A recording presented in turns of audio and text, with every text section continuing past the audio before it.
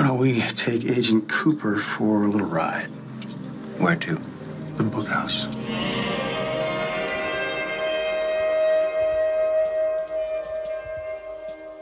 Hello, Kalil here from the wonderful and strange Twin Peaks Logcast podcast. This is the first installment in a brand new series I am calling The Bookhouse. This is dedicated to the fan-made materials surrounding David Lynch and Twin Peaks, and it includes, but isn't limited to, essay collections, fan magazines, and inspired fiction. I might also use the Bookhouse label to talk about Mark Frost and David Lynch's biographies, autobiographies, etc. This first episode of the Bookhouse is being published both on YouTube and our podcast channels across all of our podcasting platforms. However, the rest of the Bookhouse series will call YouTube its home exclusively. At least, that's the plan for right now. So consider this a pilot episode, and if you like what you hear and you decide that you want more, consider subscribing to Snake Eye Dreams on YouTube or following us on Twitter for the latest updates. And for our regular listeners, rest assured that the Unplugged Professor and I are still continuing our discussions on The Return as scheduled, and the Bookhouse will add no further delays. Right now, I'm imagining the Bookhouse being maybe a once-a-month type upload, sometimes more frequently, sometimes less, just so I have enough time to break down each book I'm looking at. And today's book is called Outside In Walks with Fire. It is a 2022 release by publisher ATB Publishing and edited by Stacy Smith, with a question mark at the end. The tagline of the book is 55 new perspectives on 55 Twin Peaks stories by 55 writers. And as that tagline might suggest, one of the main draws of this book over other Twin Peaks media or other Twin Peaks analysis is that this has a lot of variety. Many different writers are included in this book. Each one addresses one episode or one other piece of Twin Peaks or David Lynch media. This includes episodes of the original series, this includes The Return, Fire Walk With Me, and also some other David Lynch films and Twin Peaks books. Now, I happened to just stumble upon this book. I can't remember if it was on Twitter or Facebook or Reddit or where I first saw it, but I happened to catch it before it was actually released and pre-ordered it. But it turns out that this brand, Outside In, has also done some similar books on other series from the 90s or kind of in a similar sci-fi bent that fans of Twin Peaks might like. So just to kind of shout them out a bit, they also have books on Doctor Who, Star Trek, Buffy, and The X-Files if those things interest you.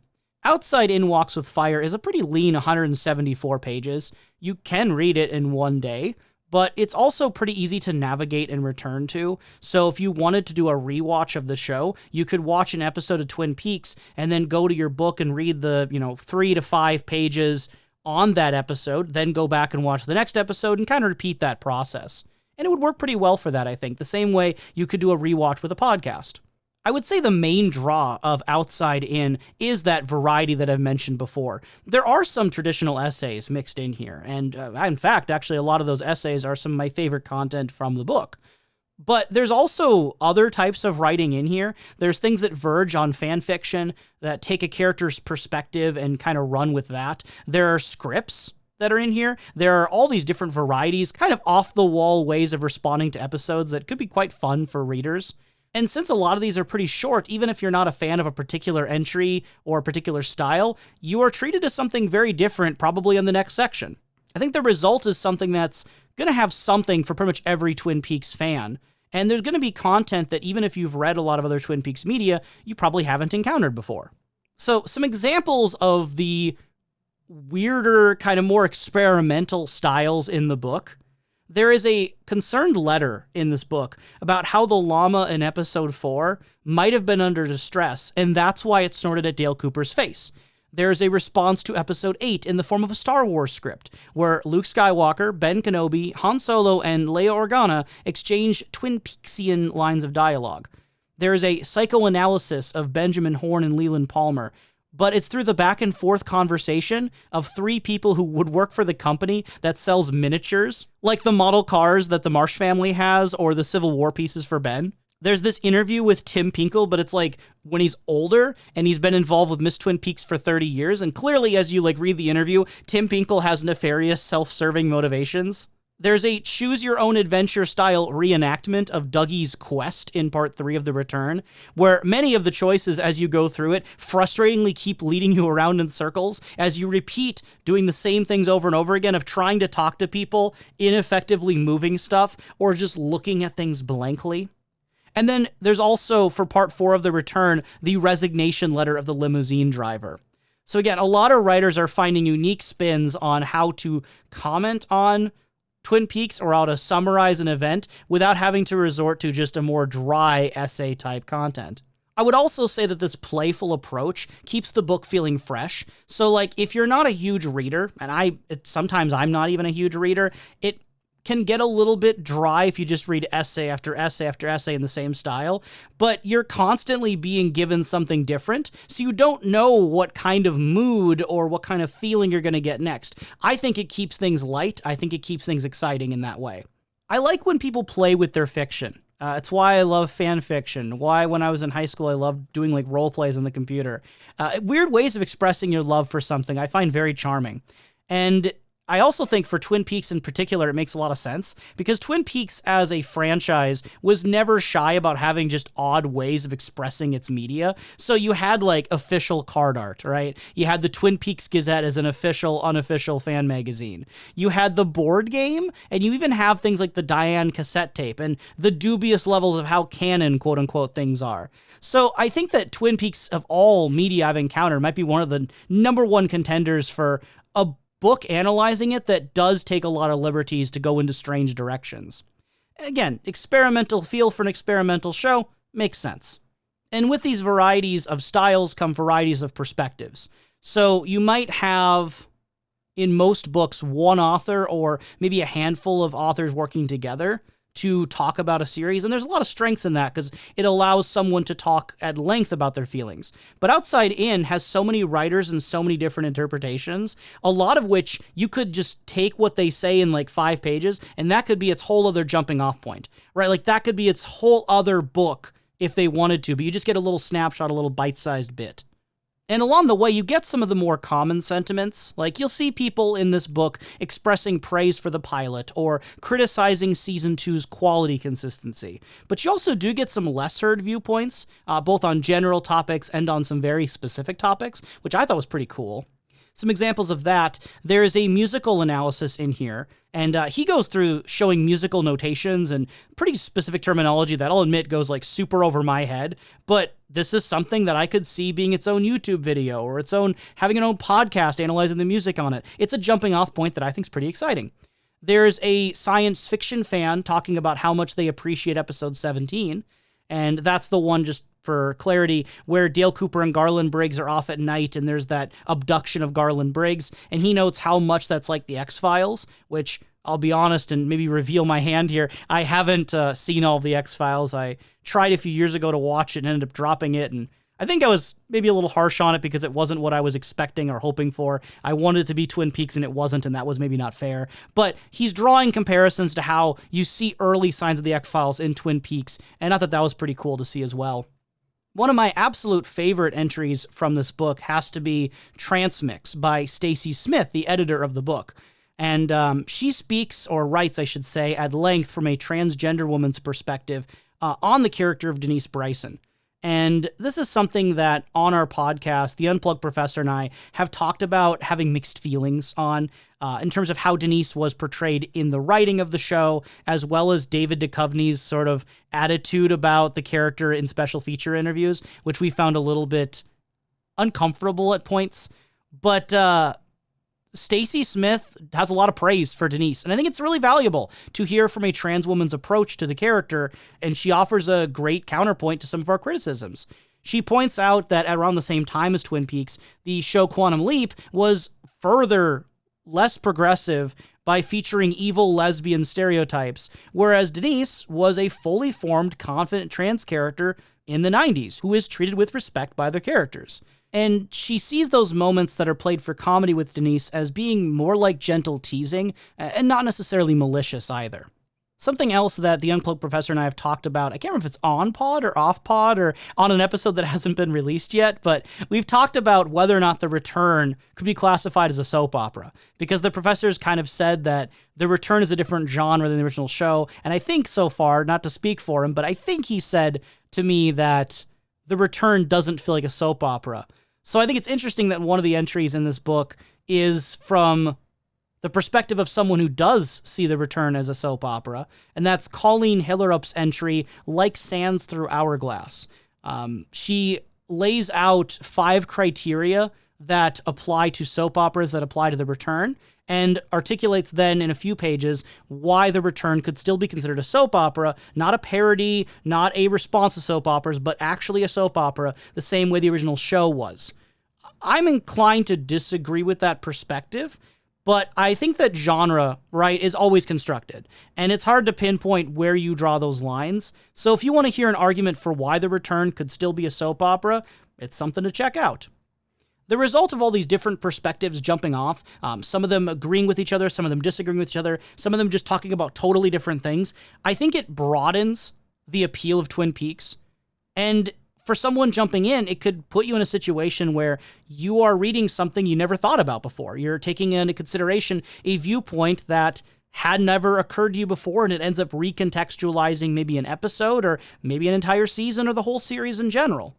Now, I selected 4 entries from the book that I want to reflect on in more depth. The first one is Gina Rosick's entry, Don't Panic, and it is the perspective of a social worker on the character of Harold Smith. Rosick writes, quote, "In my time as a social worker, I have met many people for whom emotions were exhausting. A quiet mind and a lack of hypervigilance is the dream. Bob is the reality. Avoiding discomfort, however, is not the way to achieve a calm inner life, but it is, in essence, what Harold Smith has done and what many others try to do to cope."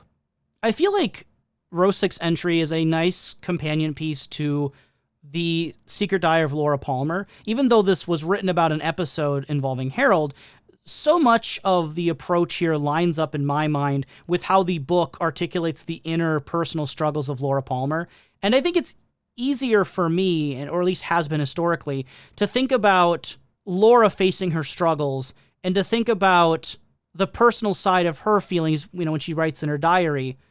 But it's been harder for me to think about Bob from the vantage point of our reality. What I mean by that is that there's this ongoing discourse, right, about what Bob is. Is Bob the evil that men do, as Agent Roosevelt says? Is Bob a real parasite, like an actual thing inside of Leland that controls him or magnifies his traits? Or is Bob more a shared delusion in the Palmer family, like a way of masking their traumas? It's not really there at all. And the truth seems to lie at multiple points in between at different stages, right? Depending on the writer, depending on the piece of Twin Peaks media. But there's this overall discourse that Bob may be a form of cosmic evil, right? Vomited out of the experiment, versus being a more real, personal inner demon. So I think framing Bob as a reality for people who are struggling with their mental health, that there might be people out there who can relate to having a voice inside of them or a side of themselves that lacks self-control, that gives more into impulse, that has a more nasty, has a more subversive and dangerous element, that Bob may be a struggle inside of people in our world in a very real way. I think that's a very valuable way to look at Bob as a character that I hadn't considered as much. Gina Rosick also brings up strength-based practices within the field of social work and psychology, and it's the theory of upholding viewing people as having resilience and resources as opposed to looking only at their pathology or deficit. In other words, it is trying to emphasize what they can do rather than what they can't. Quote, "When I look at Harold, I see many strengths and resources, and I can't help but wonder if he is able to see them too. Presumably, Donna sees what we see, a highly observant, pleasant, and polite young man with a passion for orchids and a sense of hospitality.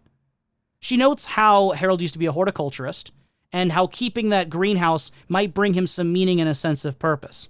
On our podcast, we had raised some questions and doubts whether or not Harold had died by suicide, as the show suggests, or whether it had been a murder or a lodge spirit interfering. And the show doesn't really ever wrap that up, right? It doesn't really ever come back to it. I think we're left with the most likely outcome being that it was death by suicide. At least that's what the narrative puts forward and doesn't offer us any direct alternatives. But, when I think of Harold's life in relation to this article, it makes me wonder, what would his path to recovery have ideally looked like? If Harold had been able to move forward and kind of control his fear and anxiety, what could Harold's life have been like? What were the steps that he could have taken? Now, I am by no means an expert. I am not any licensed mental health professional. I do not have the background that the author of this article has. All I can really think about then is, what would Dr. Jacoby have recommended, and would it have worked? Dr. Jacoby recommended to Ben that he give into the Civil War reenactment as a way of coping. And if we go by the ending of season 2 in Twin Peaks, I have reason to believe that it might have worked. And for Nadine, he seemed to have strategies and ideas that were outlined more in the Secret History of Twin Peaks, but it was more of a gradual process. He even acknowledged it'd be a gradual process. And if we go by the return, it seems to have worked, right? Like, by the end of the return, she does seem to have grown and adapted and healed in a lot of ways. And I think you could jump this off into other discussions of Dr. Jacoby's methods with Johnny Horn, or his methods when even talking to Bobby. How useful, how helpful were Dr. Jacoby's methods? If Dr. Jacoby had worked with Harold, would he have been able to help Harold? Would that have been something that Dr. Jacoby would have even had the interest in doing, given that we've heard in the show he stopped really caring about the people around him? I'd like to believe that if Harold had been able to foster healthier connections beyond Donna, right, that he might have been able to build up more of those positive traits and feel more at home in his own body and home, that he might have been able to build up a foundation that would eventually let him have more strength, because he would know the inner value that he has as a person. Weirdly enough, when I was thinking about all this, one of the things that popped into my mind is that, Dale Cooper never met Harold Smith. And I wonder, if Dale Cooper had met Harold, what would have happened? What would they have been like? I'm inclined to think they might have been good friends, right? Harold is an excellent listener. He's an intelligent observer. And he's a man who is so in tune with nature to the extent that you maybe even could call it spiritual. I at least get a spiritual vibe from Harold. And if you look at all those elements in conjunction, to me that reads as someone that Dale Cooper would both respect as well as try to aid, right? He might respect Harold's solitary nature while also being one of the best people to help him learn coping strategies for his anxieties. After all, Harold relies on the stories of other people through their writings and through his writings about them. And Dale Cooper uses his tape recorder to talk to Diane, and if we go by the My Life, My Tapes book, even before that, he used the tape recorder as a way of kind of chronicling his thoughts and feelings of events. So I feel like they could have actually worked together. Dale Cooper is a character that has flaws, for sure, and I think that as you get to the end of season 2, going into the return, and even, again, My Life, My Tapes, there's ways to poke holes. I've seen people kind of criticize Dale Cooper's sort of white knight ideology of maybe he's trying to help people in a way that isn't working, isn't right, et cetera, et cetera. And I think those are interesting discussions. But when I think of, okay, well, what if Dale Cooper was with Harold? How would that have gone? It reminds me of Dale Cooper's goodness, right? It reminds me of the things that, at least in my heart, would have been healthier. Rosick also points out that Harold gave Donna a lady slipper orchid for Laura's grave, and a lady slipper orchid takes years to grow, so it symbolizes love and admiration. He is quite literally giving her something that took many years to care for. It's a pretty beautiful gesture that was lost on me viewing the show because I didn't know the context of a lady slipper orchid, that it is kind of a labor of love in a sort of way. I think what complicates this whole perspective further is in The Secret Diary of Laura Palmer, you get Bob's influence on Laura, which leads to her assault on Harold. And in my opinion, the worst thing that Laura ever does is take advantage of Harold's fear and vulnerability and directly hurts him. And that Bob part of her takes joy in it. And if we look at Bob as more of an inner struggle rather than a demon or entity, the sort of supernatural reason, if we look at Bob as a very real part of Laura Palmer, it's that part of her that is lashing out because it's a learned negative behavior through trauma, right? She's coping with her own feelings of being hurt and vulnerable by attacking someone else when they're hurt and vulnerable, seizing back some of that power through a very negative means. And Harold ended up becoming the victim of that situation. Another resident of Twin Peaks who I think gets misunderstood and maybe not talked about enough is Josie Packard. And James Macaronis talks about Josie's character in his article, These Twisted Things. He talks about how Josie falls in line with other women in Lynch's stories, the sort of character tropes Lynch likes to play with of the alluring woman who is also haunted by danger and trauma to the point that she might even become corrupted by her own trauma.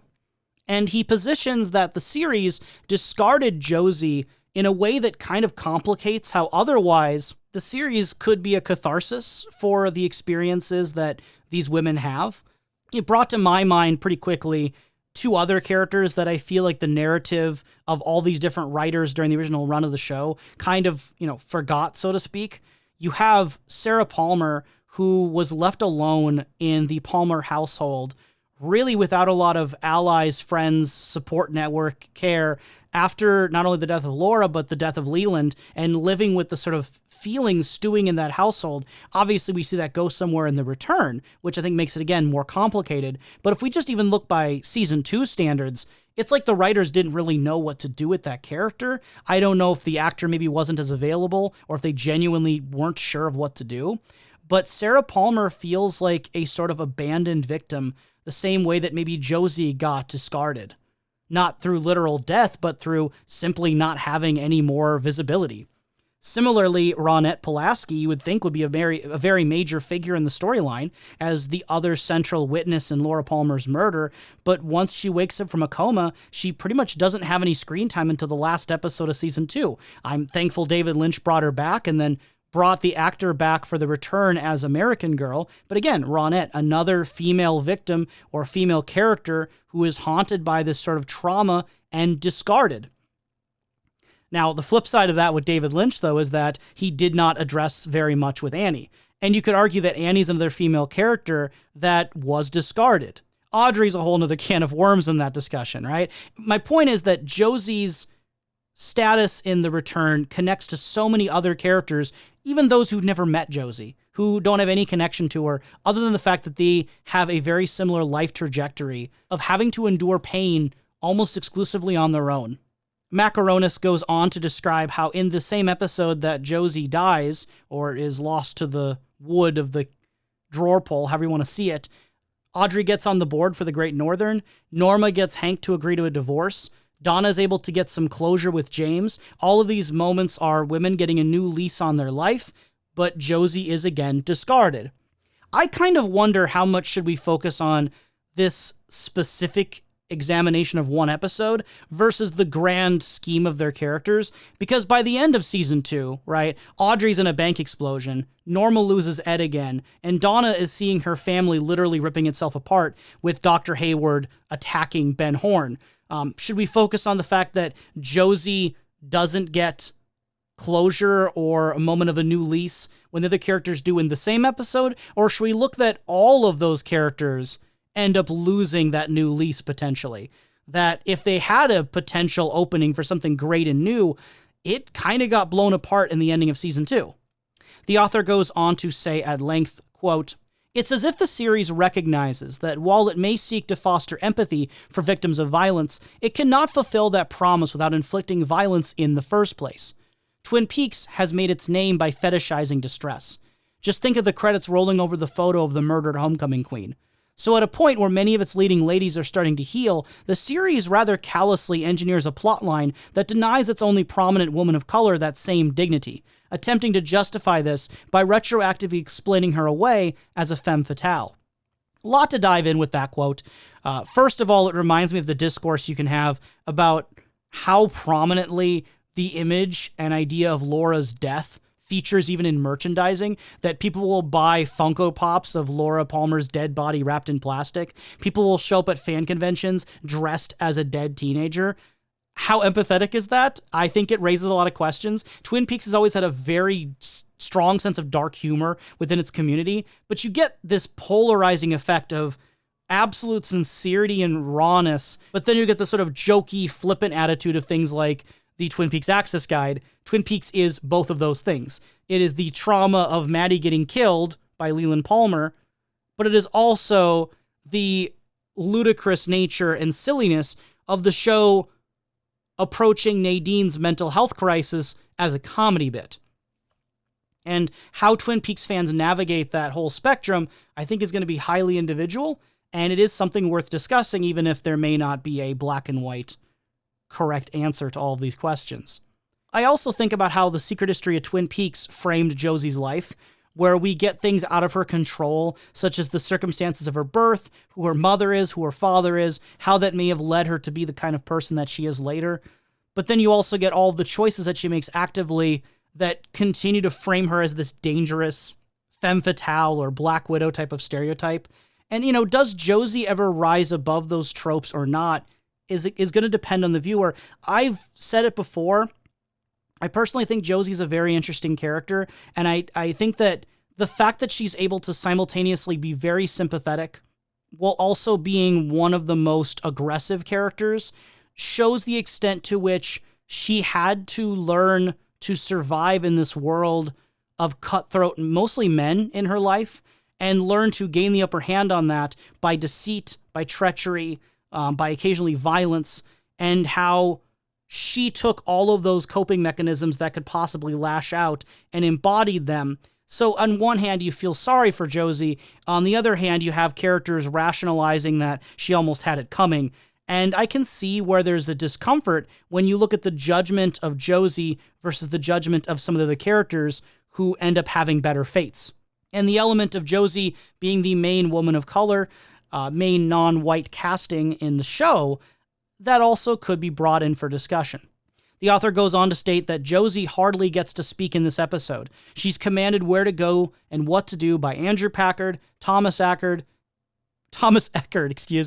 even Pete and Catherine Martell. So, 3 men, 1 woman, all older white characters who are established in this area, kind of ordering her around what to do. Another article in the book brings up the potential conflicts of having Josie being portrayed as a maid or a servant, what that kind of feeds into for a negative stereotype or trope.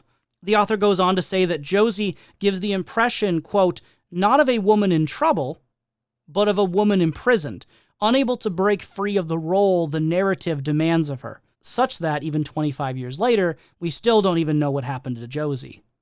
Probably my favorite article in the entire book is Pete Howell's, I hope I'm saying this right, Cubico.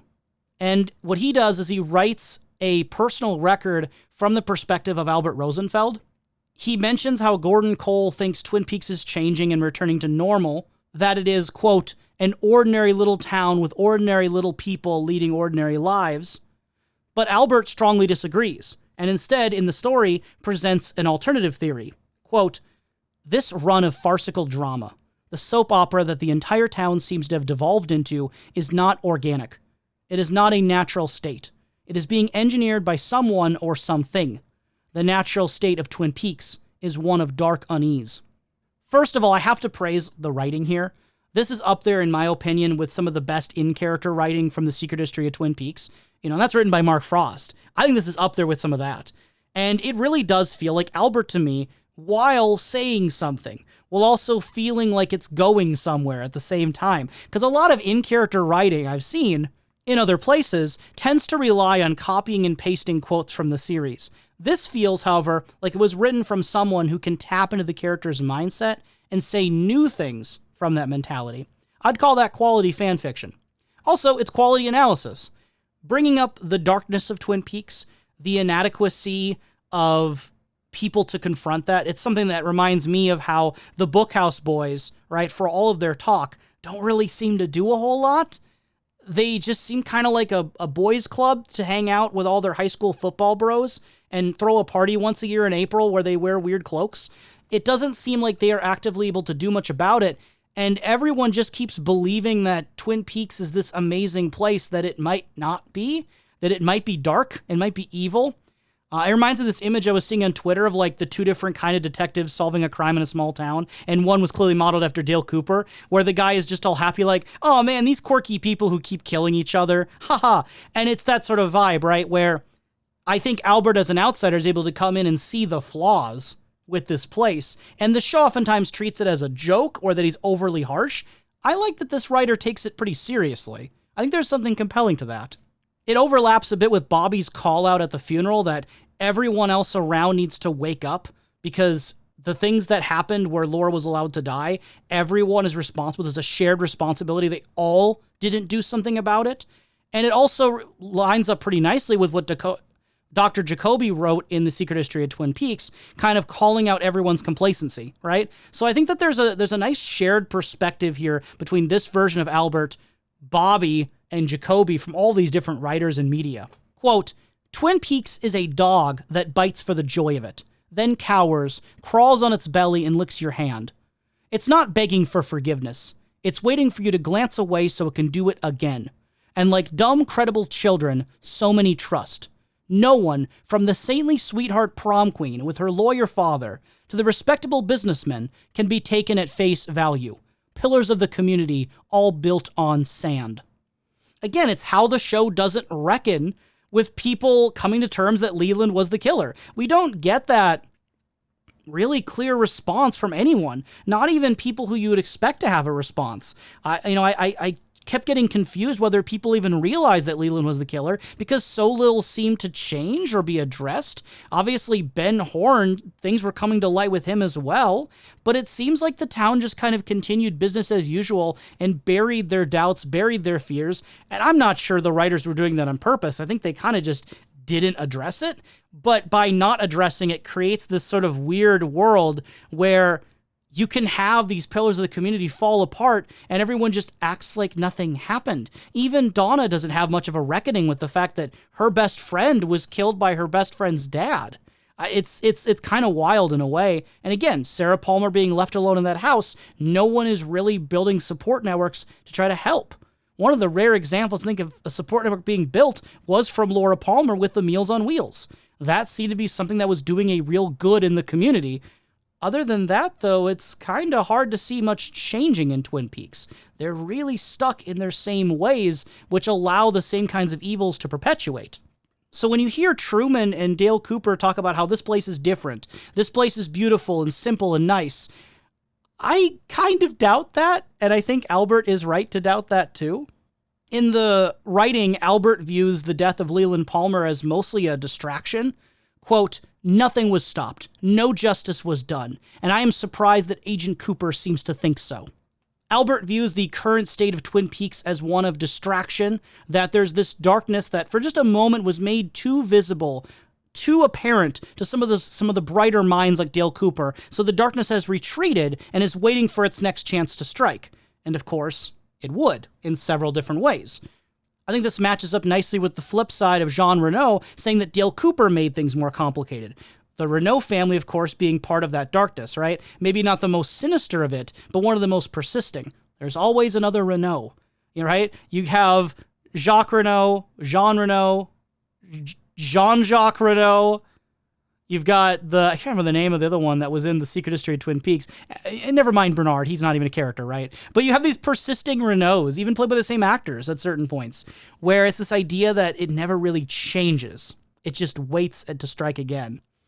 And I'd be curious how much of this analysis that Albert brings forward is specific to the town of Twin Peaks and the area of the woods in the Pacific Northwest, versus how much is the whole world or other locations. Because with Secret History of Twin Peaks, while it does focus mainly on that area, we do get indications of other places of darkness, right? There's numerous references to other locations where there are spirits or evil that are waiting. It seems to be all over the place. It's just one ayahuasca trip away from being faced with demons. And then in the return, we get coverage of places like Buckhorn, South Dakota. We get Buenos Aires for a little bit. We get Las Vegas. My Life, My Tapes brings up Dale Cooper's struggles against darkness in his own childhood as well. So how much of Albert's analysis is specific to the town of Twin Peaks being this sort of evil destination versus other places? There's whole avenues you can explore with that. Again, this is one of those pieces of writing that could jump off into a whole other like full book or full analysis through like a video or a whole podcast. And I love that there's just so much glimmering potential there. And then the last article I want to feature in depth is Jonathan Bloom's Welcome to the Sausage Factory, which addresses the development of season 2 and breaks it down in a way that I found really useful. I can't authenticate every piece of information here, but he seems like he really knows what he's talking about and dispels a lot of the confusion and rumors that people have persisted about, like myself even, for quite a while. So the way Bloom puts it is that David Lynch and Mark Frost wrote the first 2 episodes while they didn't really know how many episodes they were going to get.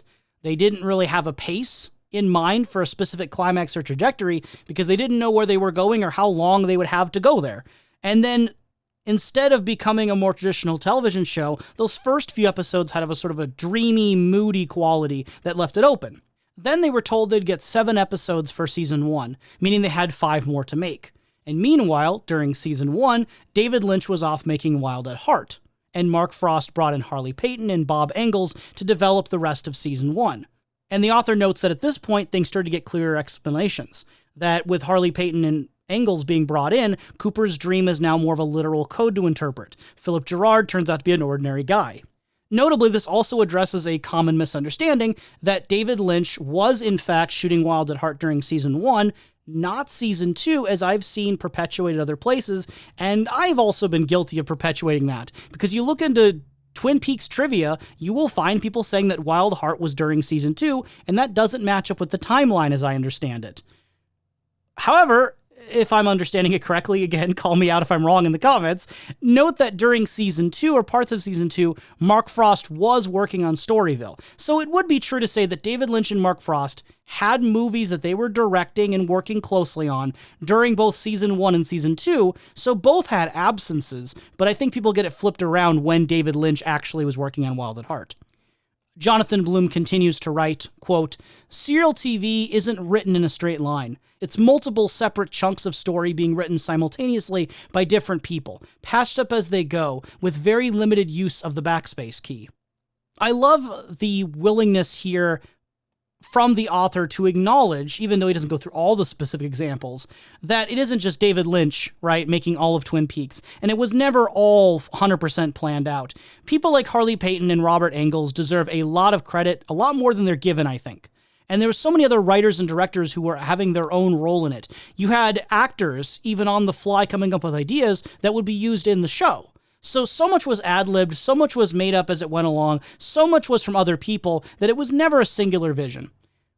I would argue and kind of wonder if The Return might be the closest we ever got to a singular vision, because this seems to be much more thought out, much more planned, much more specific to what David Lynch wanted, along with Mark Frost, that I do wonder, and it kind of ties into why I think people view The Return as an 18-hour movie, not just in the pacing, but also in the sense that it might have been planned out more like a movie than a TV show. That's my suspicion and wondering from someone who hasn't gone through all of the special features of The Return yet. Returning to the article, it seems like they knew 5 episodes in advance when the network required them to reveal Laura Palmer's killer, but that means they have the 5-episode space to fill in between. And the author goes through how new characters like Judge Clinton Sternwood would appear, then disappear, because they didn't get incorporated into any sort of lasting story arc. Most of the successful new characters connected to someone we already knew, like Harold or Richard Tremaine, but then other characters that maybe weren't as successful to the author didn't get that sort of introduction. So he criticized at length, the author, the food critic plot as the kind of thing you do when you've got at least 400 blank pages to fill before the end of your season. It felt a lot more typical for soap operas and TV serials at the time, rather than being innovative or being brought out from the heart of Twin Peaks. Again, according to the author. I've said it before, I'll say it again, I actually like season 2 quite a bit. I think there's a lot of good fun coming from the chaos, but I can understand the frustration when it falls into a more conventional type of storytelling, when maybe it's disappointing that it's not as fresh anymore. I could see that. The author also does offer some interesting backstory on the behind-the-scenes production of the 4th episode of season 2, but I'm not going to spoil it. In fact, I've only talked about a little bit of what's in this book. So if you are interested in reading it for yourself and experiencing more of it, I would recommend you support the writers and the publisher by purchasing the book directly from the publisher's website at www.atbpublishing.com. Again, I am not sponsored by the publisher or by the authors of this book. I happened to just stumble upon it and pre-ordered it. But I do think that it is an interesting thing to check out if you're a huge Twin Peaks superfan. It does offer something a bit different from maybe what you've seen from other places. And if you do end up checking out this book for yourself, I would love to hear from you. What did you think about it? What did it spark in your mind? Or if you have any suggestions for maybe other books or other fan material you would like to see me check out for the Bookhouse, those would be rather swell as well. You can drop those in the YouTube comments or email me at snakeeyedreams@gmail.com. Or you can send me a tweet at snakeeyedreams1, that's the numeral 1, as in I have only one more thing to leave you with before I depart for the woods. Next time on the Bookhouse is Laura's Ghost, Women Speak About Twin Peaks, and that'll be published exclusively on our YouTube channel. Again, I am not uploading these on a set schedule, so the best way to stay in the loop is to follow us on Twitter and or YouTube. And, for now, that's all she wrote. So until I see you again in 25 years, ciao.